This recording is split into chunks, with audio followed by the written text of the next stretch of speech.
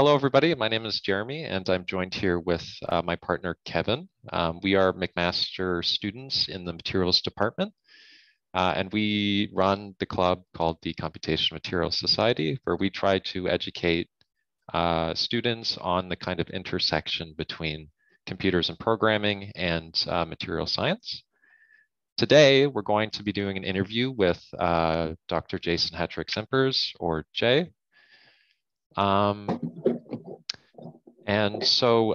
Jay, our first question for you is, would you be able to kind of give a little bit of background to your position and research area, or just kind of a general introduction for yourself on kind of what you do and what you're about?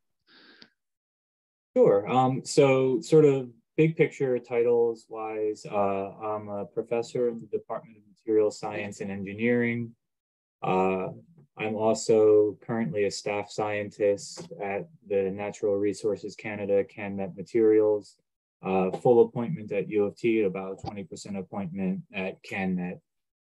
I guess at this point in my career, my sort of focus is on the combination of high throughput experimental techniques, experimental automation, materials data structures, and then AI. And so if you really think about it, I sort of sit at this intersection of these three fields in what we would call autonomous scientific, sorry, my dog's whining on the back. No worries. Autonomous science or self-driving labs.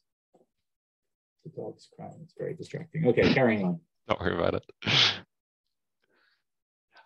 So sort of big picture, generally speaking, that's what I do. I make science robots to look for new types of materials. And we do it in a way that we focus very much on lean computation. So I'm not a big data neural network supercomputers person, right? I'm trying to develop frameworks that promote sort of scientific equity, the idea that you don't need a supercomputer or neural networks to be able to do good, meaningful science. And then sort of the orthogonal to that is when we build our platforms, sure, we have our sort of flagship $1 million platform, but we also focus on developing open source, open science, open plans, scientific experimental platforms that anybody can make, and preferably for less than a couple $1,000, sometimes as little as $100. That's really awesome. Yeah, no, it's super, super interesting, the kind of, that intersection between materials and automation that I personally find very, very cool, for sure. So I will pass it over to Kevin to start asking you a few kind of background questions. Kevin, the stage is yours. Yeah, hello, Jason. So during your earlier communication, you mentioned that you're more of an experimentalist who happens to do AI-related things and not a computational material scientist. Do you mind further elaborating on that distinction for viewers? Sure. So I would think of your sort of traditional computational material scientist as someone that's in the ab initio space, or is doing density functional theory, maybe is doing finite element analysis or molecular dynamics. So people who are either looking at individual atoms or collections of atoms, or looking at them at different scales. Primarily for myself, I use AI as a method of sort of in a bunch of different ways. Experimental data cleaning, knowledge extraction from relatively large raw data sets, using that information along with the featurization of the materials to create predictions about what materials, what combinations, and how to make them might be interesting. Or like a recent project is, how can we use a two-dimensional image of a membrane, like a single 2D image, to generate a three-dimensional reconstruction of what the membrane structure looks like. And so I sort of use these AI tools as a means for looking at my experimental data and pulling information out that ordinarily I wouldn't get, or for cracking bias. particularly human bias when it comes to looking at data sets. I'm sure that you've both sort of played in this like polynomial fitting game where if you have 3 data points, you can fit them perfectly with a parabola, and you can just, as you add more data points, keep adding orders to your polynomial, right? This is also a concern in experimental data fitting for a number of different techniques. Electrochemical impedance spectroscopy is a personal favorite right now, X-ray diffraction.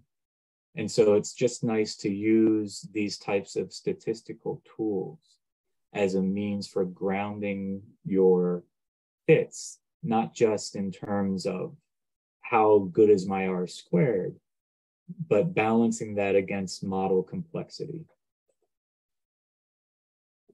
Oh, that's a great answer.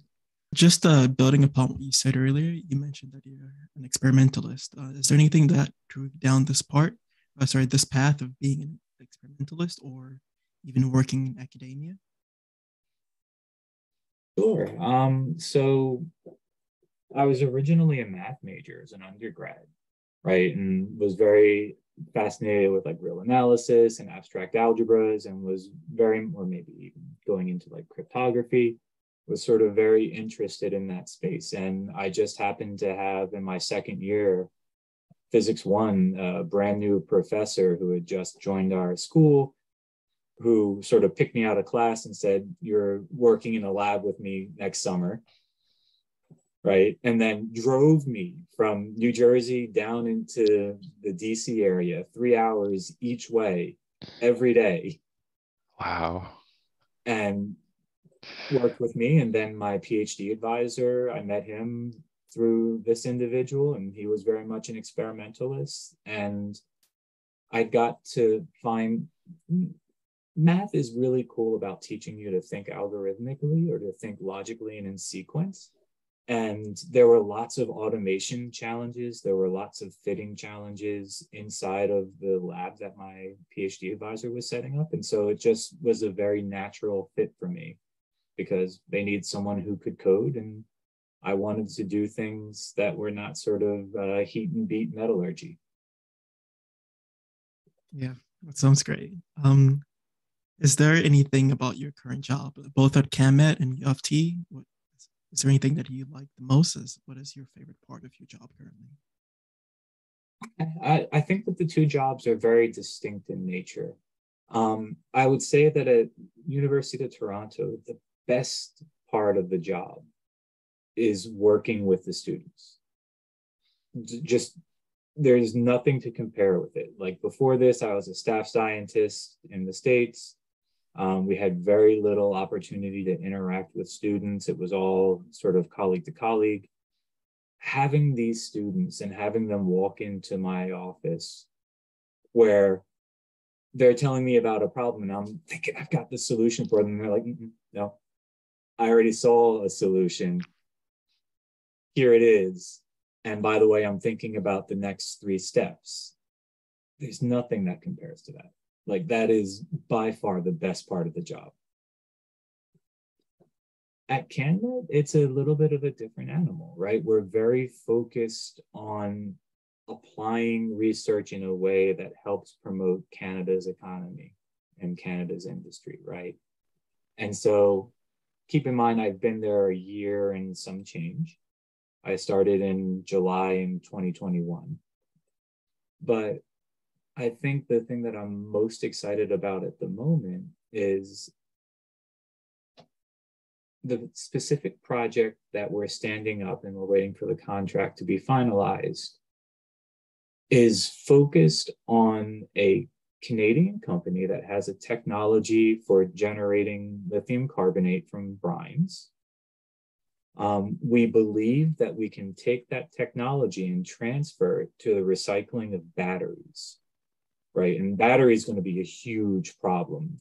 We want more and more electric vehicles out on the street. They all have big battery packs, which have a lifetime on them. My cell phone battery doesn't seem to last more than a year or two, and I'm already thinking about buying a new one. Lifetimes are better for car batteries, but still, they have an end of life. And eventually we need to get all of the metals and minerals that are inside of the battery back and recycled. Or what are we going to do? Just chuck them in a dump?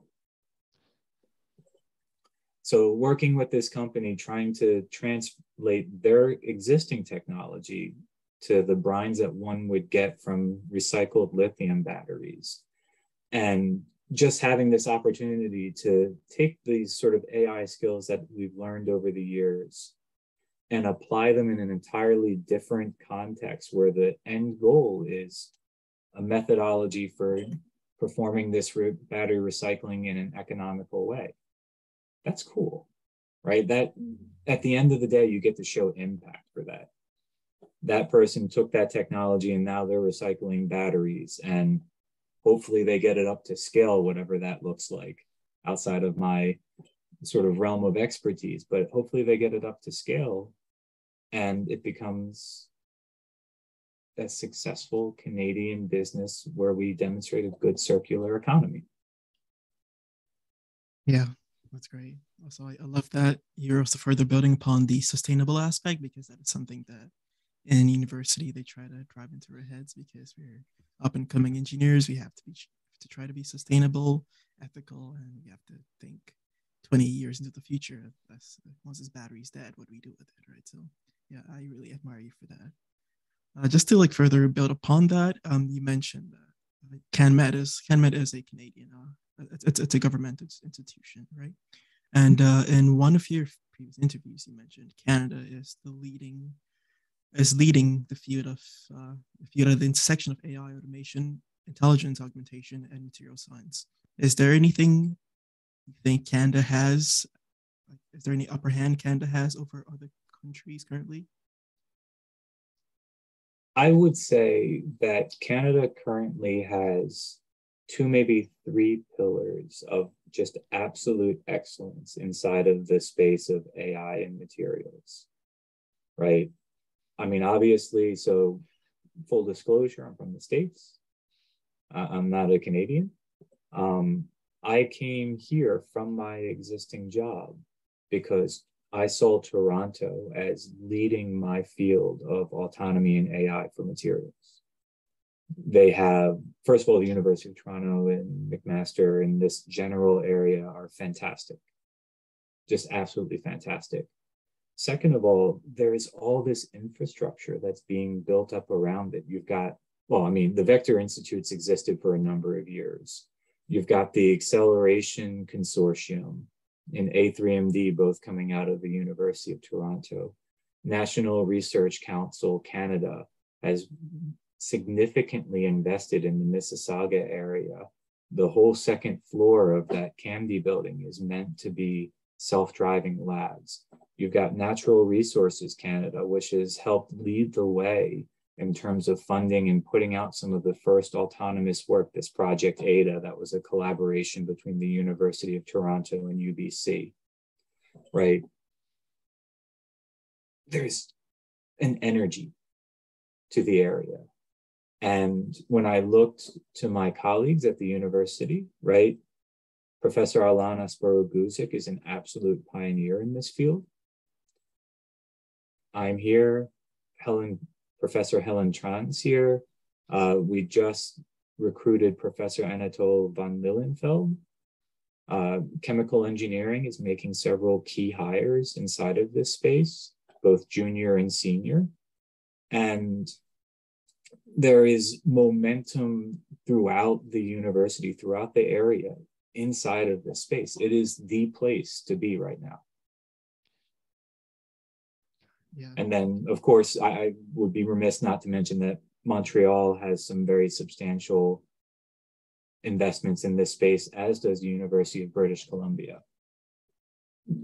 The pace at which Canada saw the mission innovation report on materials acceleration platforms, so-called self-driving labs or autonomous tools, and acted upon that and built up programs around it, it's just amazing.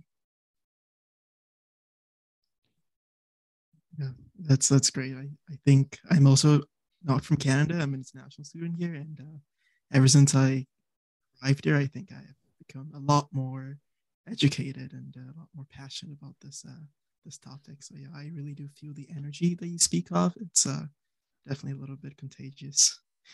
Yeah, so that's it regarding background questions. I'm just going to pass it back to Jeremy just to ask you some more industry slash work related questions. Yeah, thanks, Kevin. So I'm kind of curious. So that you said you had kind of seen Canada as like leading the field. At what point did you kind of realize that?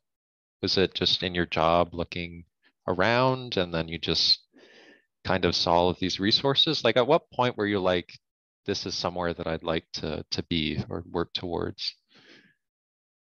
Certainly. The Mission Innovation Workshop was, I believe, in 2017, the summer of 2017. By October, we were already starting to hear the whispers about what was happening here in Canada. Both Professor Alana Sporoguzik had joined the University of Toronto. There was this tranche of funding around this ADA program, which involved Professor Jason Hein, Professor Curtis Berlingut, and Professor Alana Sporoguzik. And just in very short order, when we would go to conferences, we would start to see what had been developed and how rapidly it had been spun up. I would say easily by early 2018, we could see very clearly a cluster of excellence forming here in the Toronto area. That's and very we'll use GTA to sure. encompass encompass the area for sure. No, that's very intriguing. Yeah, I'm very fascinated kind of with like emerging technology and that sort of thing, how it kind of develops over time. So very, very cool. So one of the questions that I had for you is you're working for both U of T and CanMet at the moment. So how do you split your time between the two? And what does your kind of standard day or week kind of look like? Sure. So standard day, okay, so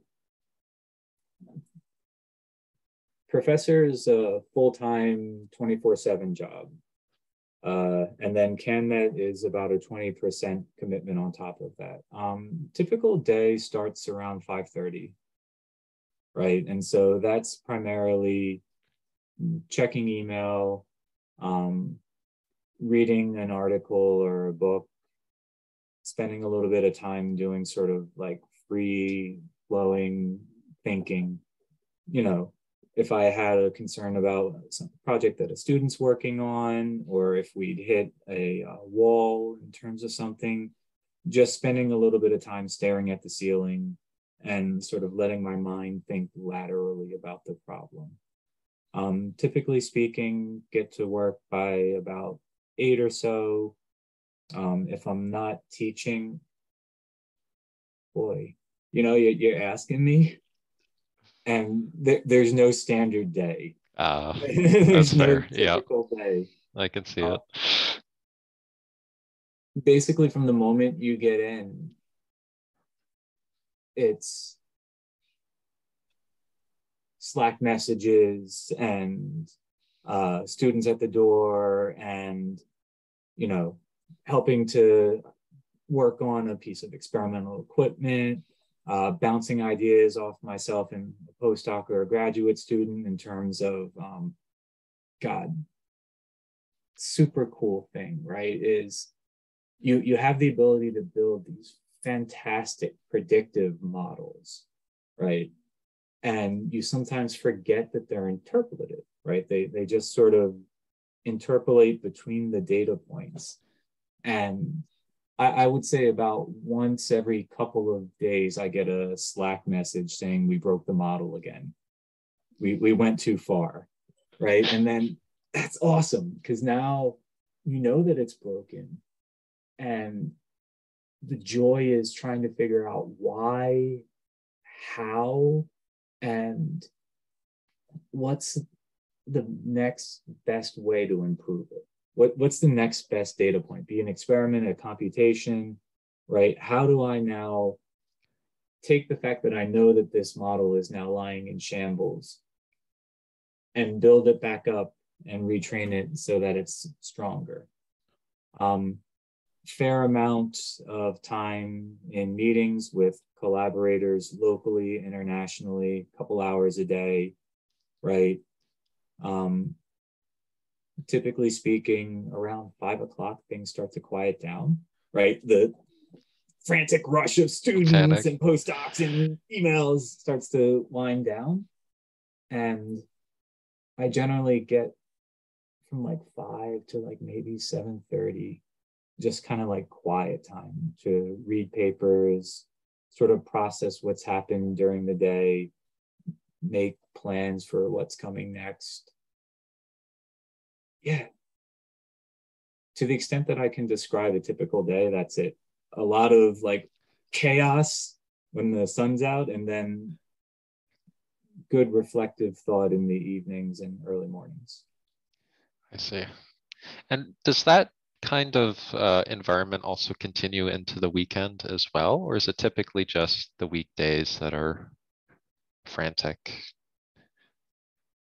The emails slow down in the weekend. Typically speaking, weekends a time to talk to collaborators.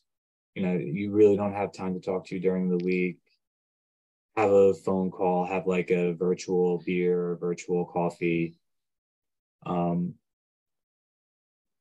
During the semester, like now, weekends are like prime time to take the lecture material that you've generated from previous years, think about the students that are in your class, where are they struggling, how could you better present that work, and sort of reconfigure lectures or think about homeworks or project assignments for them. I see. Yeah. And, if there's a couple hours, maybe some video games. Oh, very nice. Yeah, you got to have that wind down time for sure. Mm-hmm. So that you had mentioned that one of the problems, or I guess things that can happen with making an AI model is that they can break, and you get notified that they've been broken. My question is, are there any other challenges that you commonly face with kind of building these autonomous platforms? Is there anything that that might happen commonly as well, or anything that typically goes wrong? Oh boy, where to start? So generally speaking, as material scientists, we haven't done the best job in the past of producing and disseminating data openly in a machine readable format. So let's put aside for the moment bias and our sort of classifications or regression models. Let's put aside irreproducibility between groups. Let's put that to the side for the moment. Where's the data? It's not in a machine readable format. It's hidden inside of papers, inside of tables or figures. And getting to a point where you can start to build models off of the literature is challenging. Dr. Logan Ward, who's a good friend and colleague, is at Argonne National Lab. As a graduate student for fun, he transcribed the entire Landau and Bornstein textbook on ternary amorphous alloys. So he had a textbook, and for fun, he filled out an Excel spreadsheet with all of the labels from that book. Oh boy. But without somebody willing to do the data work on the front end, you've got nothing to learn from. You have no data to actually build models from. So you don't need big data to do AI for materials. You sometimes, like for some autonomous experiments, you only need the 3 measure three measurements you've just made, and that's enough to start to build relatively rudimentary Gaussian process regression models. But if you want to look past the end of your nose and start to predict what materials could possibly be out there, you do need access to some data. And we don't do a good job of that. The second thing that we struggle with is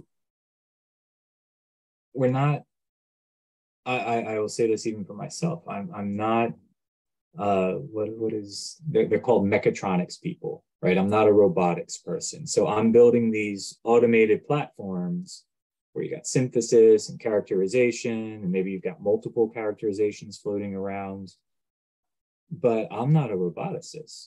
And so there's a significant amount of effort that goes into making, a lot of these are homebrewed robots, right? I'm building it myself. And like the scanning droplet cell I built while I was at NIST with Brian DeCoste and Howie Joris, you know, the amount of time that went into building it was like 2 or 3 years until it was able to reliably produce data.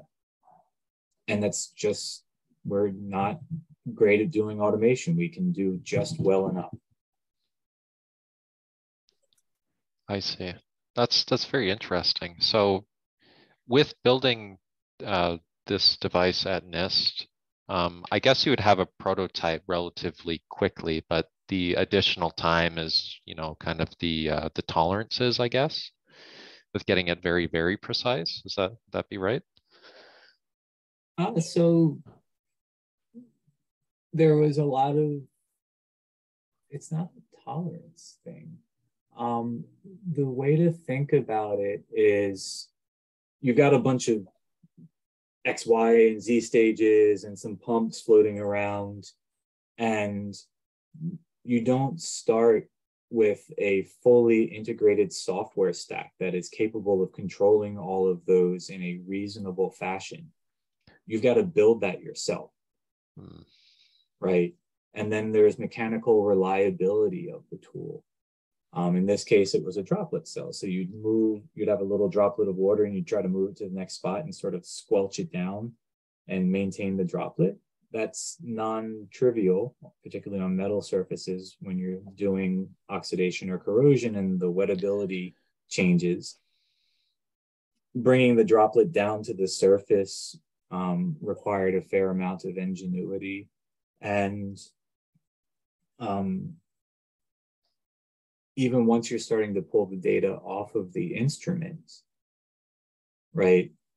You've got linear polarization resistance, you've got TOEFL plots, you've got polarization, you've got anodic polarization curves, you've got deposition curves, you're looking to find an open circuit potential.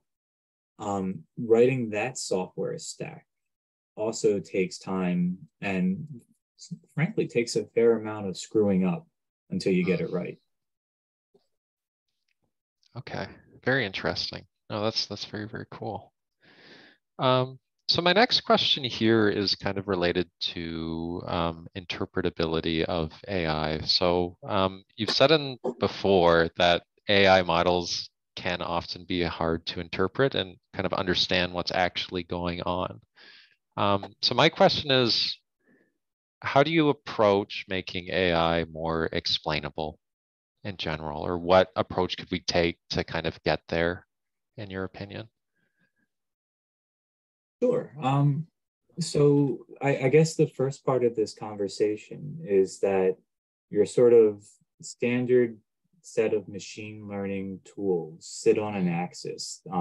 Cynthia Rudin says they go from sort of interpretable, outside the box, to explainable, right? So an interpretable model, linear fitting, a decision tree, something that you or I could look at and instantly understand why the classification was made and which particular feature was found to be important for predicting the value of something, right? And so she wrote a really interesting paper a couple of years ago that really resonated with me, where she said, if we understood the systems that we were modeling well enough, there would be no need to use an explainable model. We could just use simple interpretable models because our features would capture the relevant physics. As material scientists, we're not quite there. On the other hand, on the other side of the spectrum, you have what she terms, and it seems like it's a bit contentious in the field, explainable models. So an example of a relatively simple explainable model would be something like a random forest. A random forest is just an ensemble of decision trees that are then new material or new object comes in. Each one of the decision trees makes a decision, be it a value or a classification, and then you take an average, and that's the output of your model. Because it's an ensemble of decision trees, explainable models in this context mean that I have a model, I've trained it, it makes predictions. I now have a second model that looks in at that model and tries to explain to an external user why it makes that prediction. And so for a random forest, I have decision trees. I can use things like Guinea importance. I can use permutation importance or Shapley feature importance to basically say, hey, out of the 100 or so features I gave you, what were important for making decisions in general? And likewise, a specific decision. And so that's a way of sort of opening up the box. Once you push far out into the explainable models, you start getting into neural networks, recursive neural networks, right? Now you no longer have the same capability of sort of opening the box with another model and trying to get interpretability out, at least not as straightforward. There are things like partial dependence plots. People like to do local or global surrogate models. So you start with your neural network, and then you say, I'm really interested in predictions in this area. Can I fit a decision tree there? And then use that to try to extract out information about how the neural network is making its model prediction. So I believe I've lost track of the original question, but I've now gone on quite a bit about interpretable versus explainable. No, that's excellent. No, thank you for your comments there. It's excellent. So my next question for you, Jason, is just related to how you see both industry and kind of academia benefiting from the usage of these kind of autonomous labs. Like, why would industry be interested in these kinds of tools, and why is academia interested in these kinds of tools? And your input there. Sure. So I see, let's do industry first, and then we'll dive down into academia. Sure. So a couple of years ago, I was doing I hosted a workshop with a bunch of folks like Applied Materials and White House OSTP, where we got academia, government labs, and industry to come together around this idea of high throughput experimentation, which is sort of my previous field, right? And the question that we were asking the industry folks is, why do you even care about these tools? What's the purpose? And the immediate response, and this is fantastic, this is from Dow, they're like, look, these tools that allow us to parallelize experiments and look at hundreds of experiments rapidly enables us to fail fast. We understand that, 90% of the hypotheses of our scientists will end up not panning out. Why would I want to put 5 years of research into finding out that this isn't going to work? Rather, let's develop a set of tools that allow us to very rapidly screen through those hypotheses, identify the things that work, and then carry them forward into traditional experimentation. The same argument applies to autonomy, right? Because now you have an additional order to 2 orders of magnitude increase in the rate at which you can fail, or alternatively identify new potential lead materials, because you're no longer casting a wide net around your hypothesis space. You're now selectively targeting each of those experiments. That allows you this sort of flexibility. In HTE, we would often do relatively low fidelity experiments because you just want to get a yes, no, and you want to get it quickly. Now we have the luxury, instead of measuring 10,000 points, we can measure 100. Now we have the luxury of running the high fidelity measurements and not just getting a yes, no, but getting a why. So through the Acceleration Consortium, there are a number of sort of listed companies that have already begun to invest into these types of ideas, right? The one that I'm thinking of specifically at the moment is EMD Electronics. And they just want to know, how quickly can we discover new materials or discover not to keep looking there? So like another great example is the company I'm working with through Intercam, right? Can we take our technology and translate it to looking at battery brine waste? And moreover, how much time and effort is going to go into reformulating our processing window and envelope in order to crystallize battery grade lithium carbonate? We can do this through the sort of exhaustive statistical design of experiments, or we can try to make use of what we know about the natural world, use mechanisms, build models, gain understanding, and be able to rapidly identify the processing envelope and potentially dynamically change, right? Continuously monitor our process and ensure that as pH changes, as temperature changes, we're able to make the fine adjustments to maximize our crystallinity and thus our yield. No, that's very, very interesting. That's for sure. So I would say overall industry is very much so looking to see how fast things can go. And that's kind of a dimension that I didn't really consider, especially with, I know with materials experiments and I guess experimentation in general, poor results may not really be favored to be published versus like positive results. So it's kind of interesting to me that the perspective is let's fail fast for sure. Dow's a very unique company in that respect, but think about the time and money you would put into chasing down an idea that wasn't going to pan out. Yeah, it's unfathomable. And I mean, in the end, this is all driven by the Materials Genome Initiative promise, right?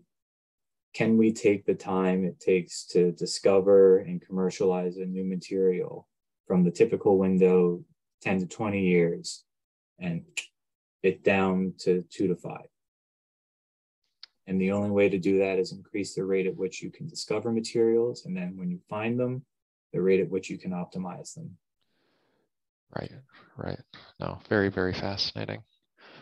So that ends it for kind of my set of questions here. I'll pass it back along to Kevin just to ask you some questions for maybe somebody new to material science and computation and that sort of field. So yeah, over to you, Kevin. Yeah, thanks, Jeremy.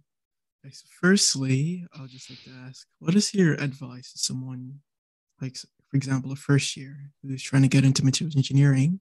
What is your advice for them if they want to specifically get into computation? Or is there any specific resources that you use yourself personally or anything that you've heard of that you think would be very beneficial to students? Sure. I mean, the first thing I would say is if you're interested in programming or you're interested in sort of a pure computation, pen to paper type computation, know that sort of early on and try to take classes that track towards that. Certainly within the curriculum, you'll have an opportunity to take a programming class, an algorithmic design class. If that's your interest, go after it and make sure that you're taking those classes. Don't be afraid to pull out a minor in computer science. It will not be a waste of time and effort. You will end up with a good job. I personally, there are a billion really cool textbooks and free websites where you can just go online and start picking up material science AI. Let me think. I spend a lot of time on Stack Exchange and Stack Overflow.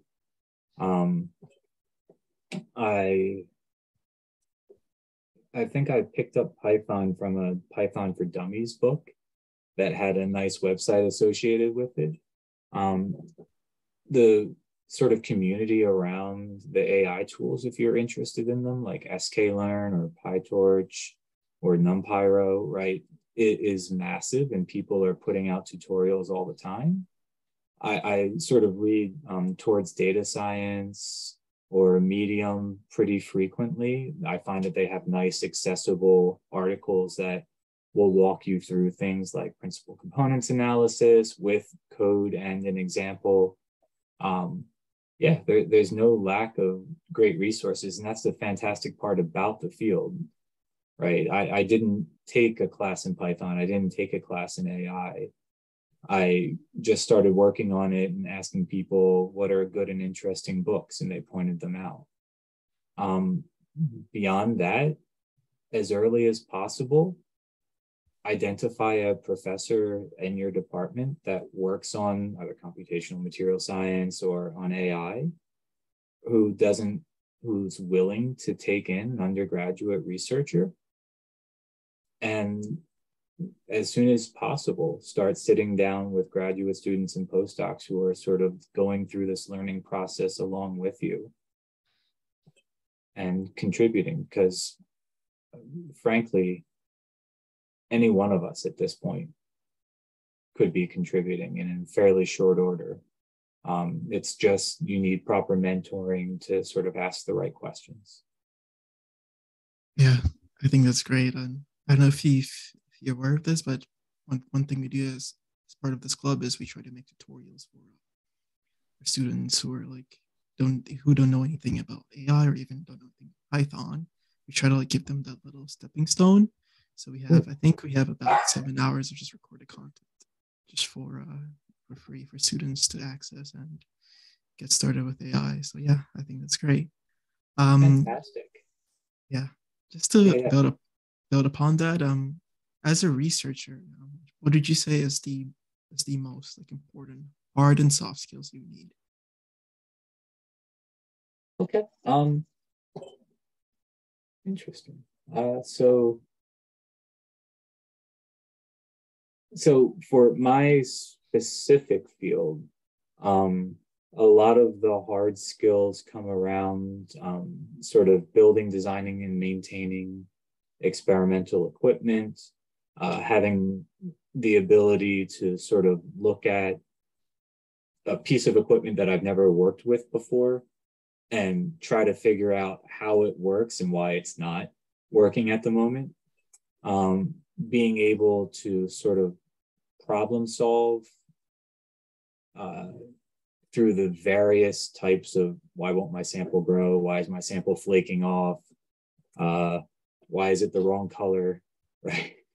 Being able to sort of look at a specific problem and sort of logically work out why it's broken, why it's not working.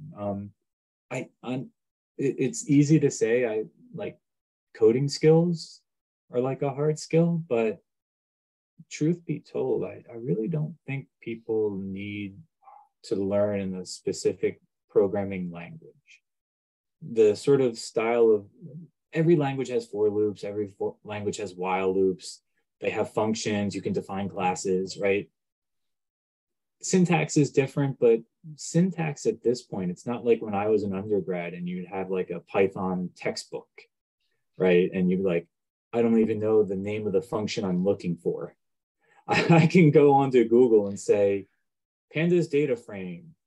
How do I grab a specific element from it? And there's a Stack Exchange walking you through it. The documentation is available online. So I don't find coding so much a great hard skill as the ability to sort of look at a problem, get over the shock value of, oh my God, how do I make a machine learning model to predict this particular property? And start to break it down into smaller algorithmic steps and order them appropriately in a logical order, right? That's the really important hard skill. And that one's challenging to teach. It's challenging to teach. It sort of develops over time. Soft skills is knowing to say you don't know the answer and being willing to say it and talk to folks who maybe do know the answer or can maybe negotiate the way to the answer with you. It can be very challenging when a professor, like a senior graduate student, goes on this long tirade about the thing that they're doing and then asks you to do something and they say, okay, you understand? It's very tempting to say, yeah, I'm good. I think you'll figure it out when you get home. Being willing to walk in and say, look, I do this very often now, right? My bag is model building AI.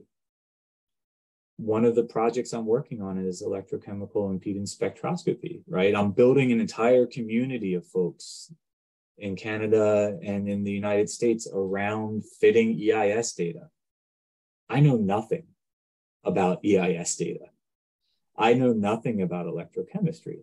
And so in our meetings, I have to be very direct. Look, I don't know anything about electrochemistry. I know how to do really good fitting. I know evolutionary algorithms. I know inference.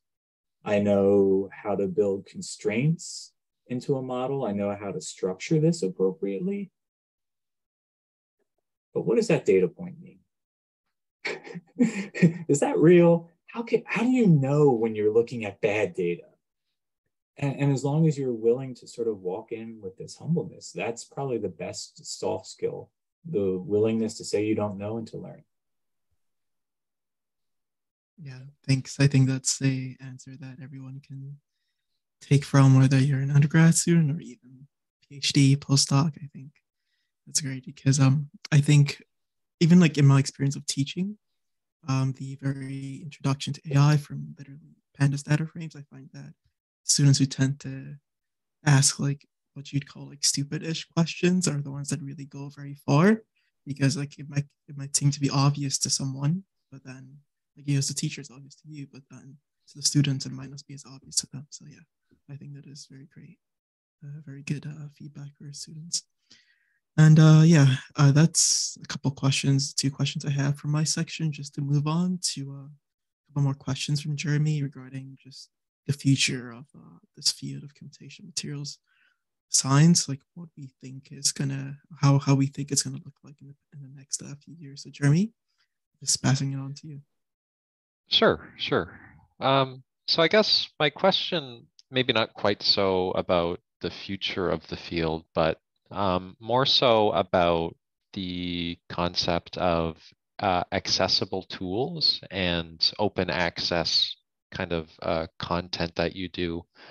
Why do you think it's important to have these kind of open access and shareable tools available? I was wondering if you could just elaborate a bit on that. There's a couple of different axes to that, and I'll just run through them quickly. I'm not sure how we're doing for time. So, we're good. Don't worry about it. Okay. The sort of first axis is, irregardless of whether I'm working at NRCan at the University of Toronto, largely my research is funded by the Canadian public, right? Why wouldn't I make my research as available as possible to the people who are supporting me, right? That should be public information, public knowledge. mod if I'm working with a company and they have their own sort of trade secrets, NDAs, so forth, right? That's fine. But largely it's federally funded research. That should be available for anybody.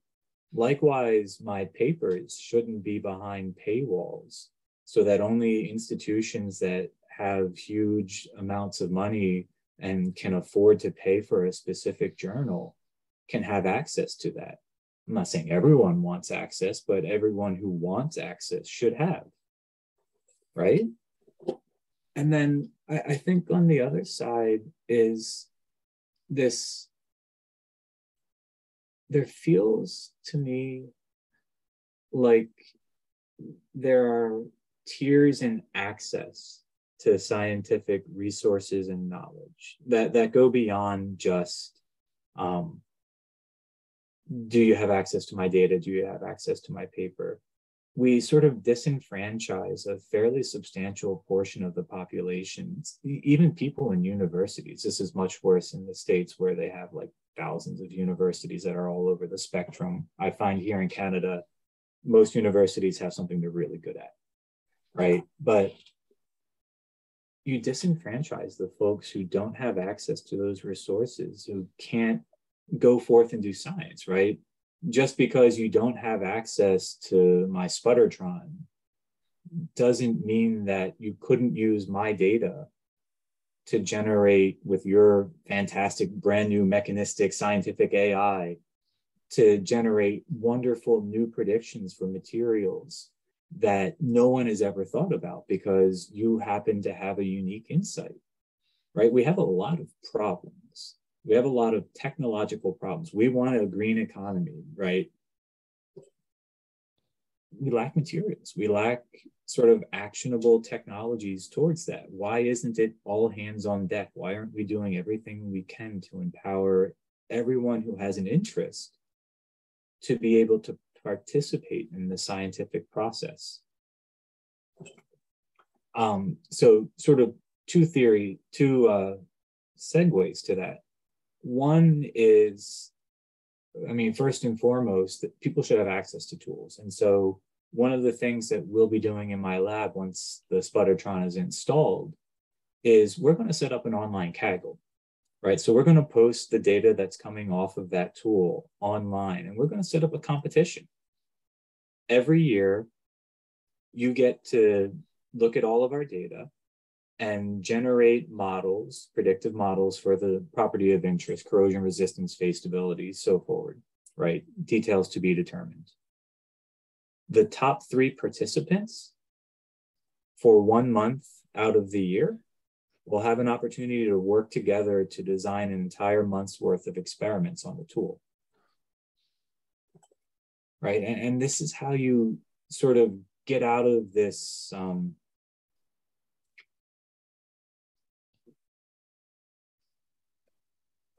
I'm sorry, the only word that's coming to my mind is incestuous, and it's probably not the best word for your podcast. Don't worry about it. It'll do the trick. Right? Where you just have the same set of people and the same set of thoughts constantly reaffirming one another, building in biases to the data sets that are available, building in biases to the models. If you don't engage with the broader community, people who might have a unique perspective on our problems, then you're never going to really get a clear view of what are the potential avenues that one could sort of follow. So give me 1 second, pause Sure. for half a second. There's a very famous mathematician.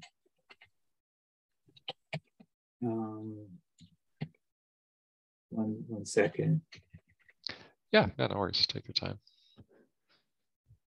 Srinivasa Ramanujan, right? Mm-hmm. Have you heard of him before?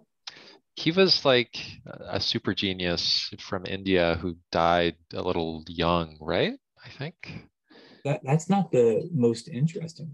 The crazy part is he had no formal training, right? He was in a remote area. He was just sitting around doodling in a notebook brilliant mathematical theorems and proofs, and then mailing them to some professor in the UK.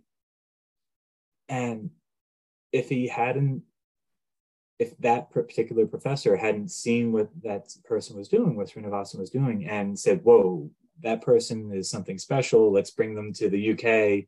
And for a couple of years, we get just this genius level mathematician solving problems. Where is math now, right? How as a society could we miss somebody like that? Are we missing them now?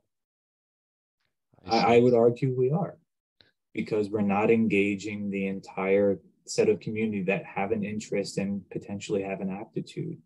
And the more democratically we distribute our data, our code, and access to instruments, the more likely it is that we're going to find these people. I see. So that's what you'd like to kind of see in the future, is this kind of expansion and inclusiveness to pretty much everybody to do things that they're interested, more or less? Hopefully, right? If we're going to transition to a green economy, if we're going to sort of move into fully renewable fuels, we need some new ideas.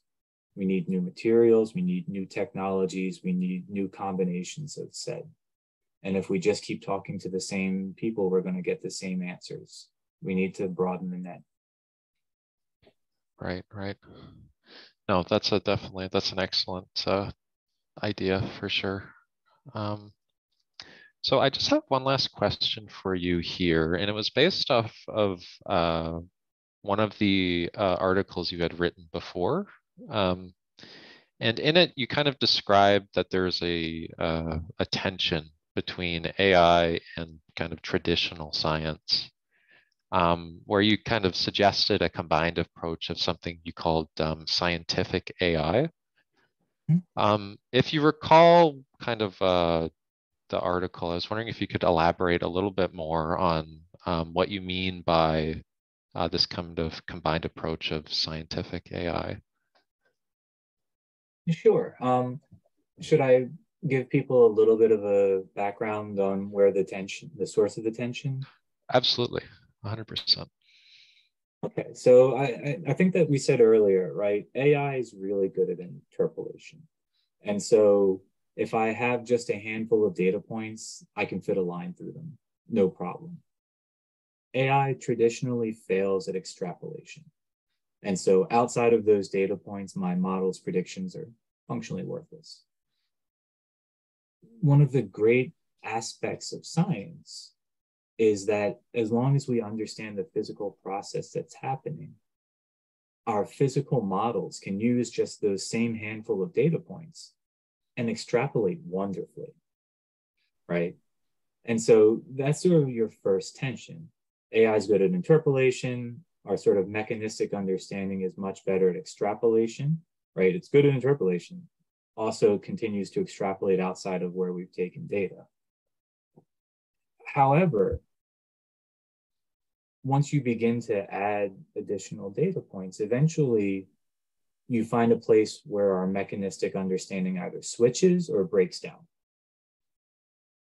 At that juncture, the AI is still fantastic, right? It'll interpolate and it's flexible. It'll fit all the datas, which is something of a problem, but it'll fit all of the datas. But our mechanistic model doesn't understand, and unless the person who's using it understands that they've hit a wall, that mechanistic model will keep extrapolating confidently, missing out on the actual trend of the data inside of it, right? It just gets progressively worse.